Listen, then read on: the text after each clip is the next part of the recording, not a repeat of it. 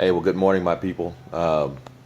Standing here on the beautiful island of Guam, and I just wanted to share a word that I got for you know what's kind of going on in this world, and I know that we in the church have seen a lot of things going on in the land with the shootings that happened in Orlando, the young boy that was taken by the crocodile, the things that are happening over in India and the Philippines, and even in Russia right now. And there's a lot of tragedy going on in this land, and man, let me just take some time to tell you that I have been really affected by these things that have gone on, and I just want to share what God gave me this morning for you.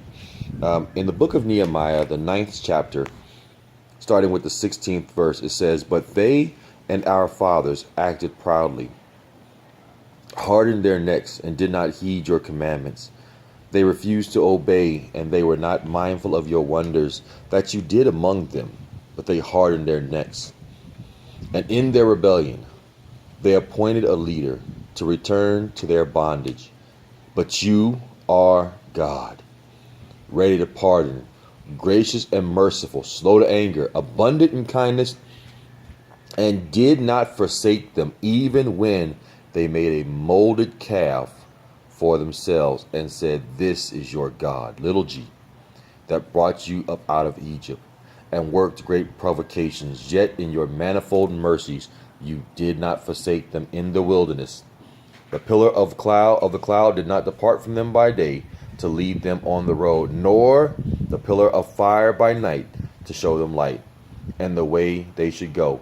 You also gave your good spirit to instruct them, and did not withhold your manna from their mouth, and gave them water for their thirst." You know,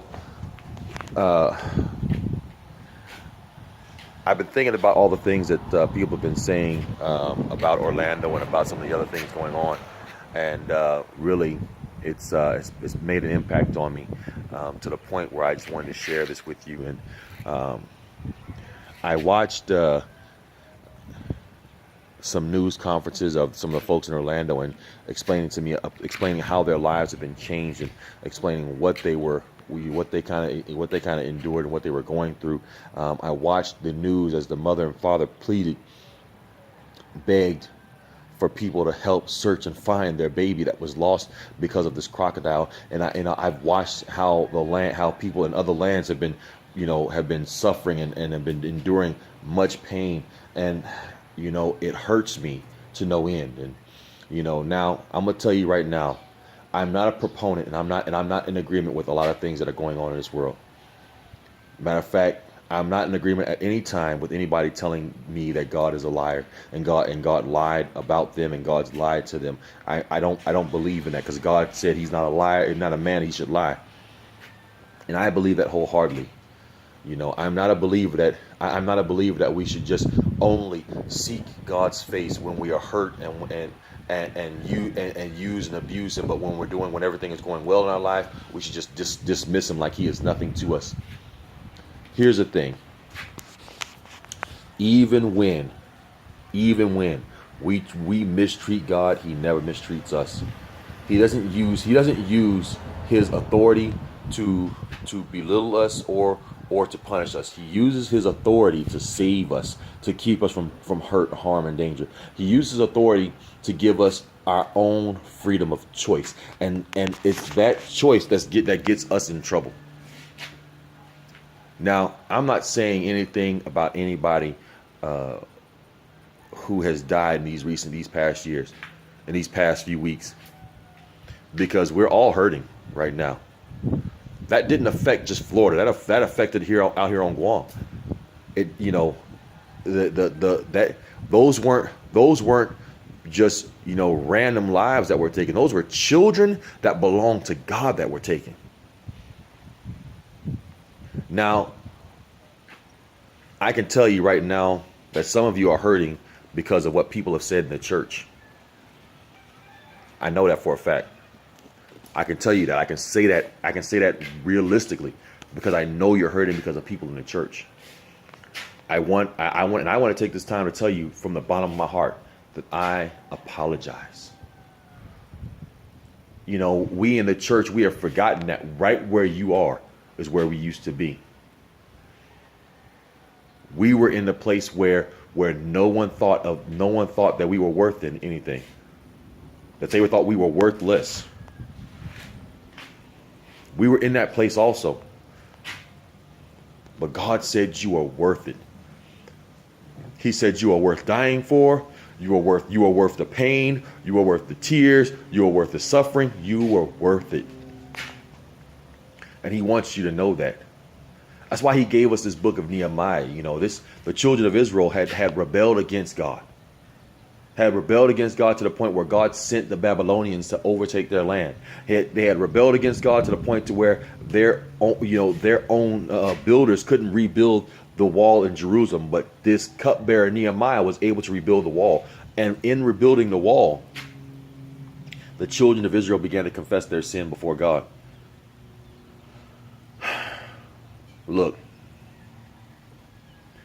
I don't know what you're dealing with right now. I don't know what you're hurting from. I don't know what you're going through. I can tell you that there is no better way than to submit and give your life to Christ. I can tell you that honestly. One day we're all going to meet. We're all going to meet death. Whether he comes quickly or it comes late, we're all going to meet him. I don't want to meet him quick. I don't want to meet him soon. I have a lot to live for. We just had a grandchild. My daughter just graduated from high school. My son's going to be just made it as a senior in high school. My youngest daughter is now moving on to the 8th grade. I have a lot of things that I want to see, a lot of things that I want to do, a lot of lives that I want to help to touch.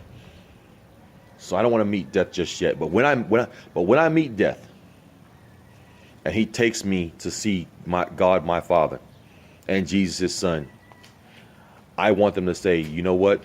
Well done, my son. You've done your job. You did your job well. I don't know if you want him to say that to you, but I want him to say that to me. But listen, I'm going to give every one of you an opportunity right now. If that's what you want, if you want God to say, well done, this is what you need to do. Just pray this simple prayer with me. Say, God, I am a sinner. I have messed up, and I have forgotten that you blessed me in spite of my sin. But today I make a decision to choose your Son as my Lord and my Savior from this day forward and for the rest of my life. Now, if you prayed that prayer with me, I want you to know that God chooses you just like you chose his Son. And I'm going to ask you to do something. Somebody needs to hear this. Retweet this. Remessage this. Whatever y'all do, how you do it. Put it on Snapchat. However you do this thing. Put it on your Facebook. Let somebody know that even in your sin, God still loves you. Even in your distress, God still loves you. Even in all your victories, he still loves you. And he's there, just like the ambulance, to come and take you where you can get help. Love you. I'm going to holler at you. Peace. One love.